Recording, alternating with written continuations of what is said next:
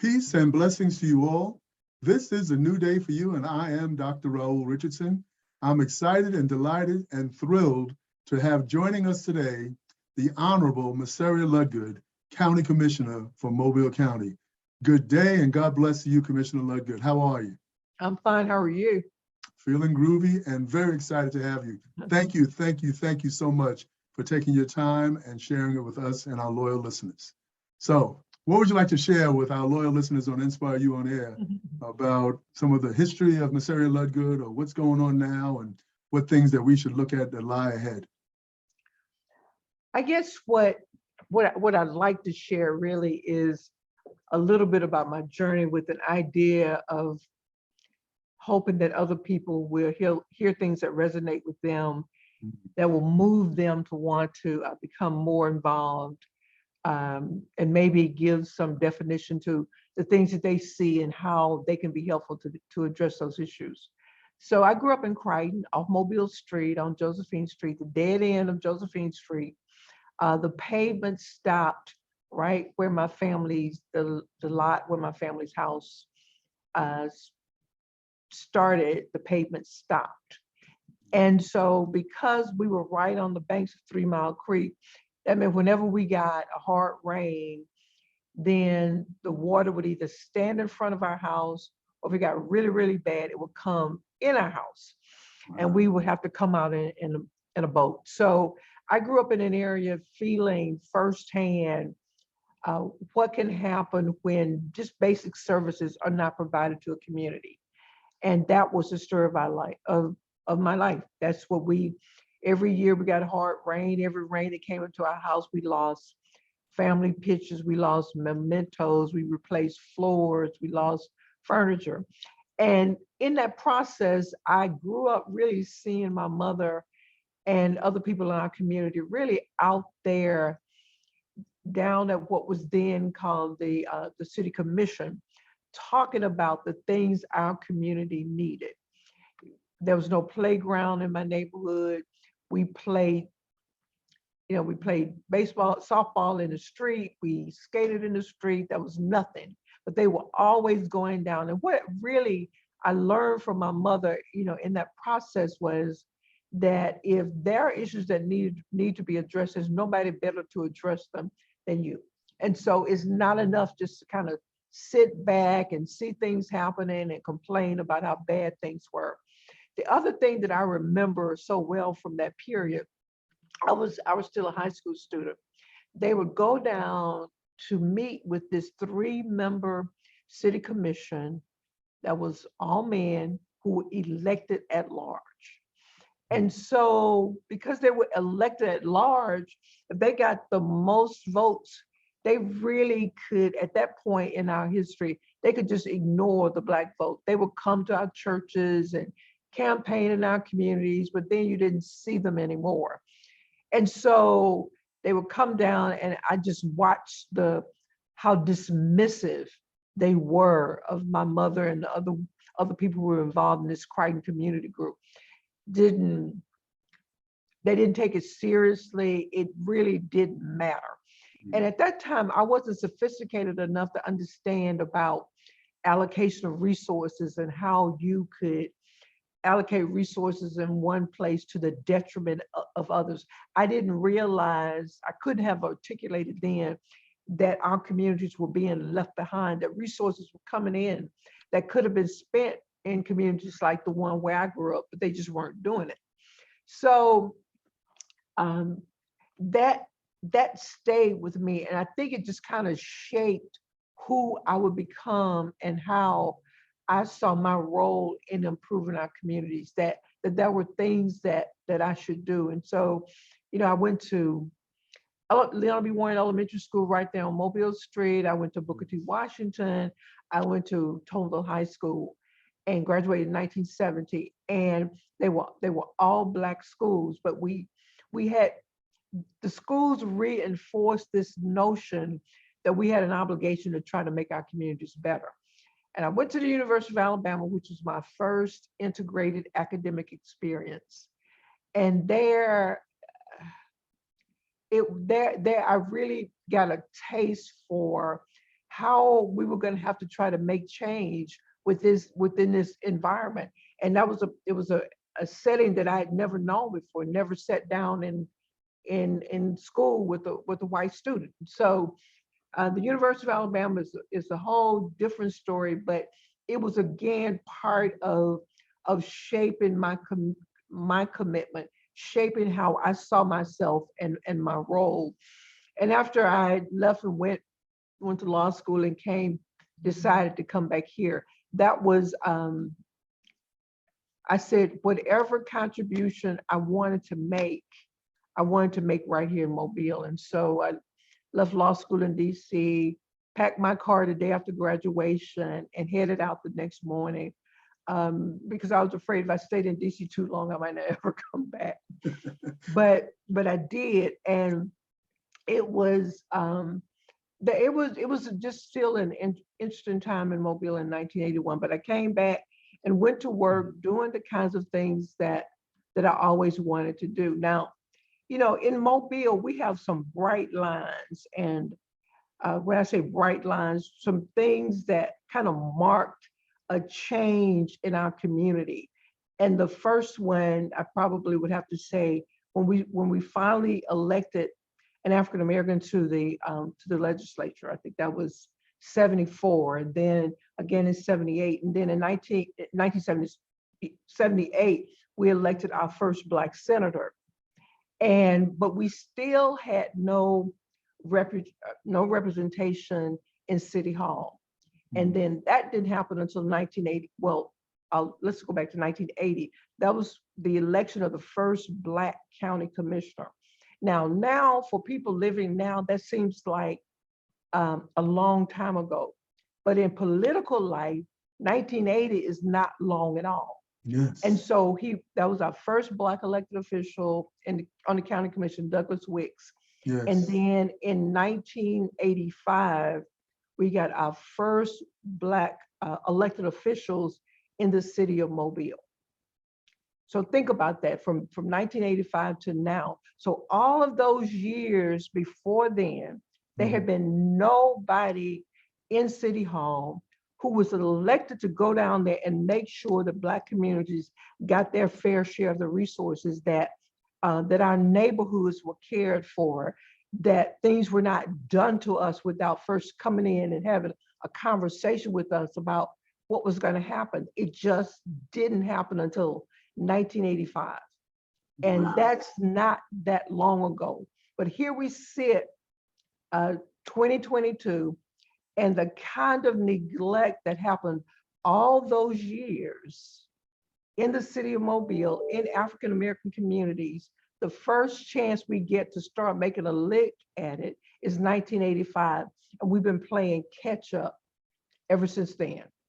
You know, we can't catch up. As other communities are moving forward, we're using our community to catch up. We're using our resources to catch up. They're using their resources to just completely just continue to run ahead. And that's the story. I think that's probably why it feels so frustrating to us to wonder what is it going to take to get the kind of investment in our communities that we need to actually turn them around. And so when you look at it that way, then what it says then is that we need to make sure that we elected people who understand the issues in our community, that they are the people who will be willing to go to bat.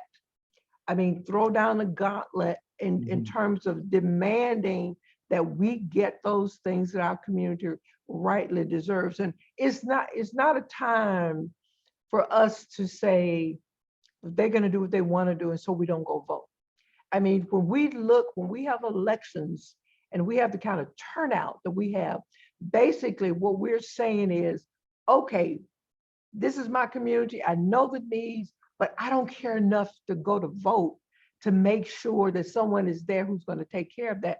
That is to our detriment. The only thing we really have in terms to try to impact that is our vote. And I don't care what they erect. I don't care about voter ID. I don't care about I don't know, whatever it is they come up with, I'm going to Yes. keep voting. I'm just going to work around it. And that's the way we have to approach it. And so at a minimum level, when you talk about participating, what can I do in the process, is every single time there is an election, you need to make sure that you show up and are represented, because certain communities, certain candidates who support certain kind of issues, they count on African Americans not going to the poll. They count on people with fewer financial resources not going to the poll. So they don't have to care about us. But we've got to show up and say, yes, you do. You're going to have to care about us. We are a factor to be reckoned with. And the only way we show that is really, or the most powerful way to show that, is with our vote. You know, there's a lot of opportunities in our community right now. So many things are happening. We're watching things. For some of us, you may be like me, I sit up at night and say, what in the world can I do to impact gun violence? What do I need to be saying? What do I need to be doing? Where do I need to be where I can say to these young people who pick up these guns and say, your life is worth something. The lives of the people that you're hanging around with, that you're now angry with and lift a weapon to, all of those matter. You matter. We need you to be here with us, helping us solve these problems. I don't have an answer. And as an elected official, I actually feel like in some ways I've failed the community because I don't have an answer. But I honestly understand that it is a complex problem and no one individual can solve it. But it's got to be on our heart. It's got to be on all of our hearts, because we're losing our children to incarceration. We're losing them to too young lives. We're too young deaths. We're losing them to suicide. We're losing their futures are being mortgaged when they get a felony conviction. I mean, it's just one thing after another. And so all of us have got to care about that. And all of us have got to use whatever influence we have, whether it's the young person next door or across the street or in your church or in your workplace. We all have got to pour into them positive things and the reasons why we need them to be in the free world with us, helping to make a dent. You know, I'm really excited about what we're seeing in Africatown, and I'm excited that the Clotilda has been found, that it vindicates all of those people who for generations were saying, this is what happened to us, this is what happened to our ancestors.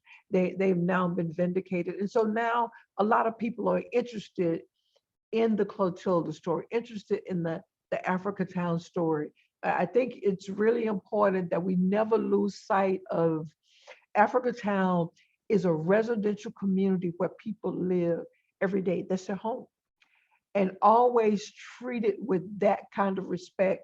And, you know, it's nice to bring tourists in, but we've got to just make sure that we pay attention to what they need before we pay attention to what tourists need.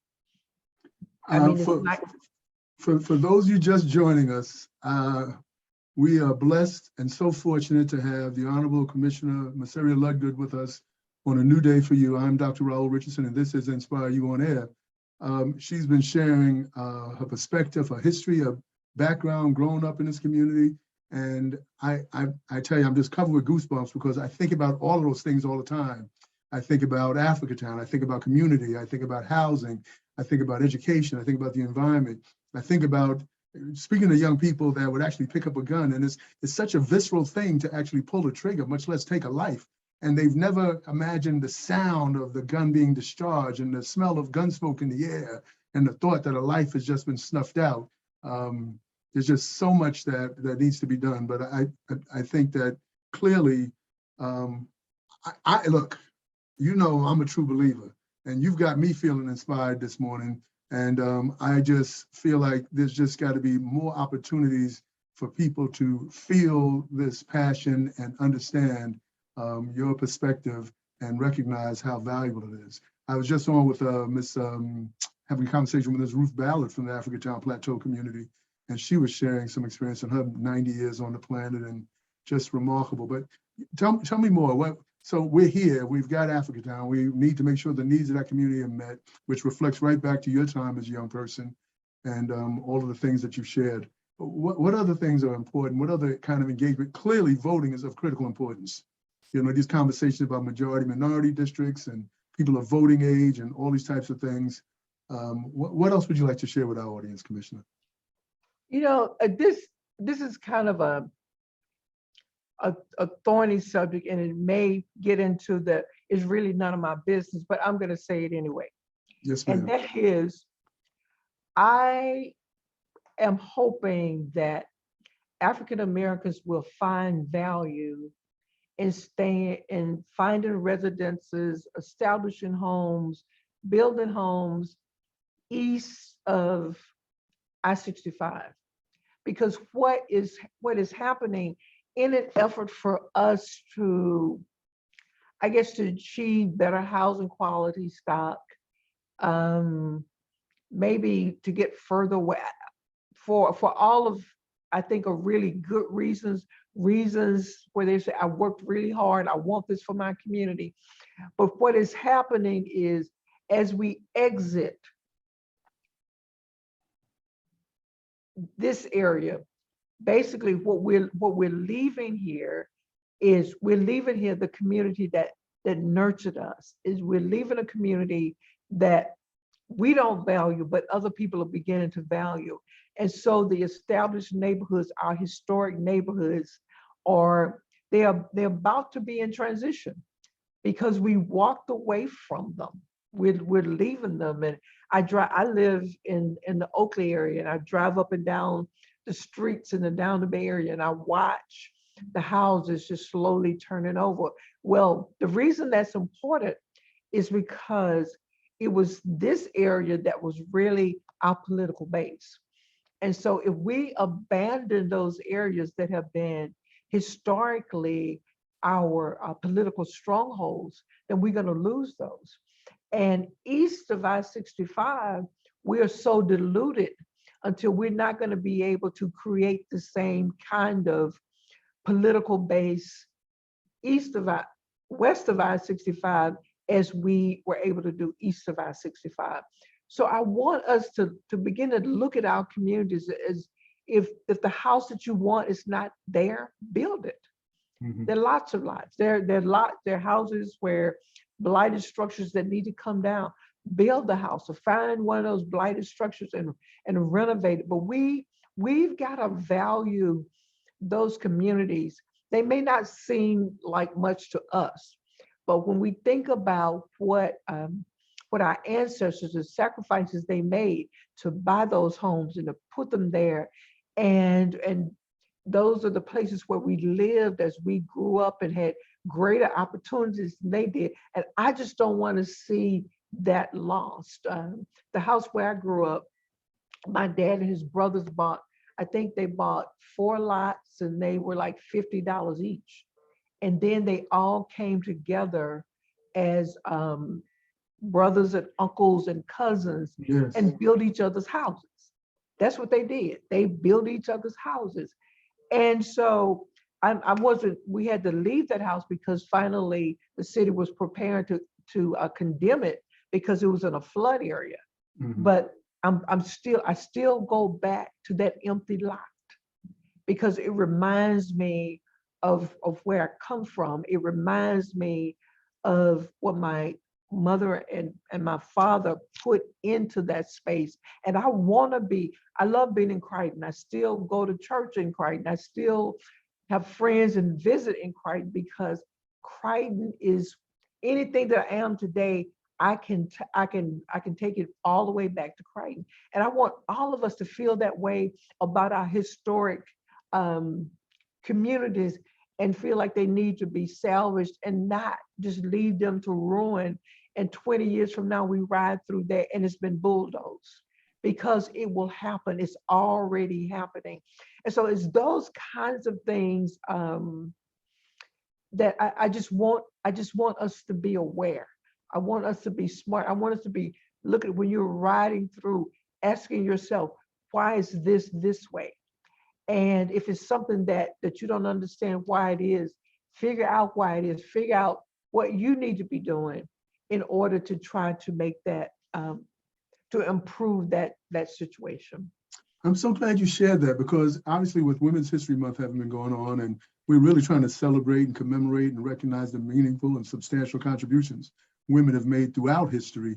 And I've heard, just briefly, because I want to give the time to you, Ms. Ballard talked about the quality of the teachers and the educational system she grew up in, and how they insisted that each child had a sense of themselves that was purposeful and driven, and they were motivated. And other people share with me ideas about community. And some people think that the water's not wet, or the school in their community is not good enough and they need to go to a school someplace else, maybe reminiscent of some of the separate, but what we know is unequal practices. Some of that is a cultural identification that people don't take advantage of. What you shared, you didn't call it this, and I'll call it this idea of what Garveyism related to is this talented 10th. Even if I make it to a certain level, that I have to understand my community and be able to be there to support, encourage, and extend a hand back to someone behind me, so that I don't find myself suddenly in a place all alone, apart from the cultural integrity that I've left behind. And I feel all of that in the conversation that you shared today. Well, we have just a little bit of time left, but I'm just enriched by this whole conversation. What kind of things lie ahead? I mean, you've given people a kind of an architectural blueprint, a plan, a kind of an area, a destination that they can get involved in, that can have impactful benefits to all of our community. What does the future look like from your perspective, whether it's Africatown, the greater Mobile community, and what can we do, and what can our listeners do to get out, vote, do all the other things that you described, and what's your vision for the future? So there are a lot of opportunities on the horizon. There are a lot of resources within the community that are coming here for the sole purpose of improving a lot for marginalized people. Resources like I've never seen in my lifetime, that we will be able to potentially be able to direct and do that kind of work. And so this is our season. And so as these opportunities arise, my goal is to try to create in this season, I want to increase the capacity for our existing institutions, to strengthen them, because it's not going to be individuals that will be able to achieve the work. It's going to be us collective. Because when I move off the scene, somebody else is going to move in, and everybody's got to keep moving the ball forward. And so what I say to people, it can't be about individual achievement. So wherever you are, whether your workplace, your community, wherever you are, look for that opportunity to take what you're learning, take what you're doing, and leverage it for the collective. Individual achievement is not what we need to be paying attention to. It's nice for people to tell you how great you are and how smart and what your contributions are. That's fine. But it is, unless we move as a collective, we're going to continue to revisit these same problems over and over again. So I say, let down your bucket where you are, do the work. And if you want to talk with me more about particular things that you're interested in, that you're wondering what's next for that, I'm happy to have those conversations. And thank you so much for having me. Wow. Well, for those of you that unfortunately are just joining us now, this is a new day for you. I am, in fact, Dr. Raoul Richardson, but I am so just thrilled and excited and delighted to be blessed to have the Honorable Commissioner Merceria Ludgood sharing her perspective, her expertise, her insight, her passion for all of our community. And, you're right. The individual accomplishments are not really what make the team. And it's interesting, whenever I hear people talk about community, they seem to leave out that the very heart of the word community requires unity. And at some point or another, that's going to require me to put down what's all about Raoul and think about what might be in the better interests of the greater community. And you've communicated that so very well today. I'm gonna schedule some more time for us to do this, okay? And it's not gonna just wait till another Women's History Month. My job is supposed to be to inform, entertain, and inspire. But today, I've been informed, entertained, and inspired. So thank you so much for being here. Ladies and gentlemen, don't move. Stay right there, and we'll be right back.